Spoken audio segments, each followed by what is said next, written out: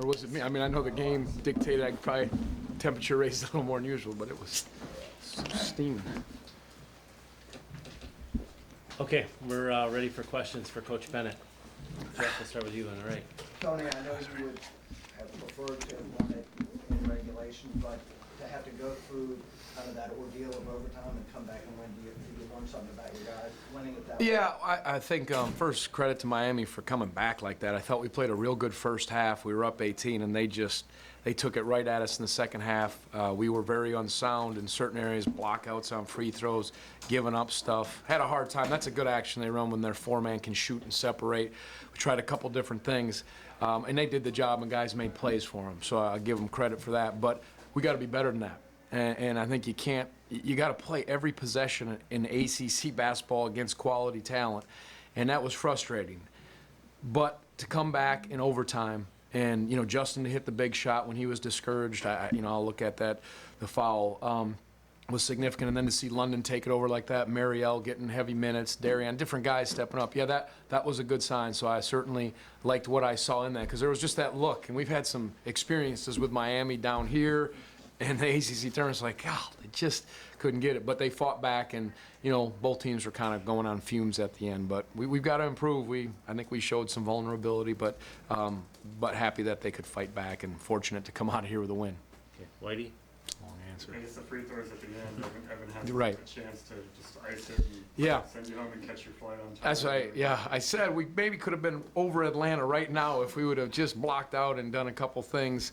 But again, that's not disrespectful. They made some plays down the stretch, but we had some chances. Now, look, they missed a lot of free throws, too.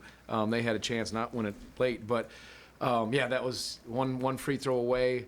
And, again, you felt like you had it, but college is funny. It's, should we have fouled, like, in the backcourt? You go through all that. I thought we did a good job. Justin tried to stay away. You guys probably saw the replay better than I did. But, yeah, it was there for the taking, and to do it without Malcolm, that's the thing that he's kind of been a leader and finishes well for us. Brad? What do you think the difference was in the second overtime? I mean, you guys seem to. Was it just being able to tie it and go force the overtime? Yeah, it was kind of who could outlast who. You needed a couple buckets. You just needed to score. Anthony was. And Anthony wasn't himself. He was so good the last game, and so again, we kind of had to have different guys step up. But when your point guard, your lead guards, putting the ball in his hands and making decisions, and different guys are doing things, Darian knocking down free throws, couple key stops, even breakdowns defensively, but then Darian comes out of nowhere and taps a couple of those or bother those shots. It could have gone either way, but I think you saw the value of a guy kind of running the show. Isabel? The way Justin played in that first overtime and hitting that three-pointer, is that what you've come to expect of him at this point? Well, yeah, Justin, he did some good things, and just like all of our guys, he had some breakdowns that cost us. So I just want Justin to keep, definitely a step up and make that shot huge, and, was active. I just want him to keep being continuous. I think a lot of our guys, Anthony, we went a certain level, and then we just stopped, and then plays, whether they scored quick on offense, rebounds, or beat us quick. So there's some stuff to clean up, but there's certainly some things to also and that's probably kind of who we are.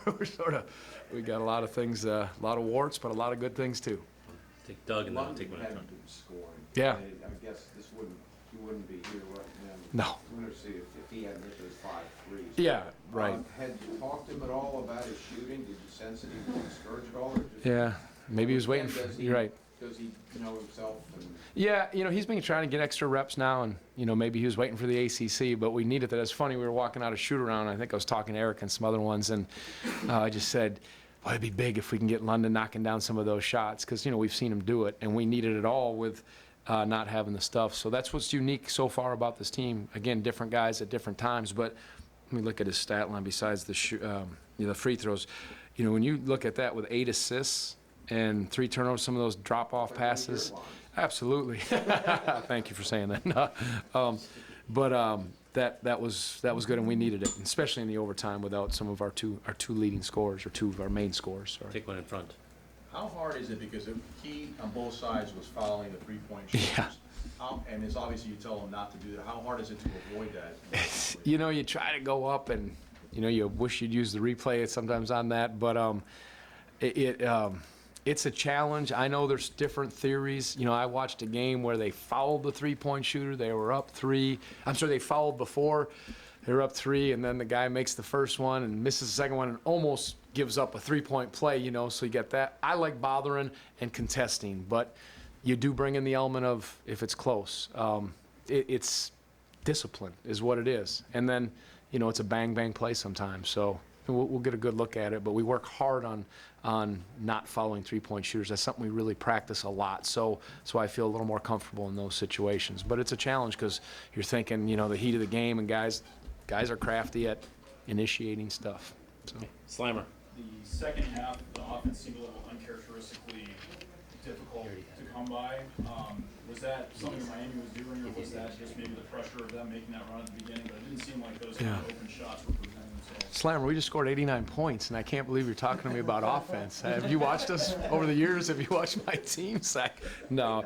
Good observation, 25 in the second half. We were a little stagnant. And Miami plays good defense. They were locked in, and it was just we missed some good looks. And for some reason early, we weren't rotating the ball in the second half. You know, the ball wasn't moving, and the bodies weren't moving. We were just kind of stagnant, and then we'd throw it, and the guy would try to make a play, and it wasn't there. And we missed some bunnies, too.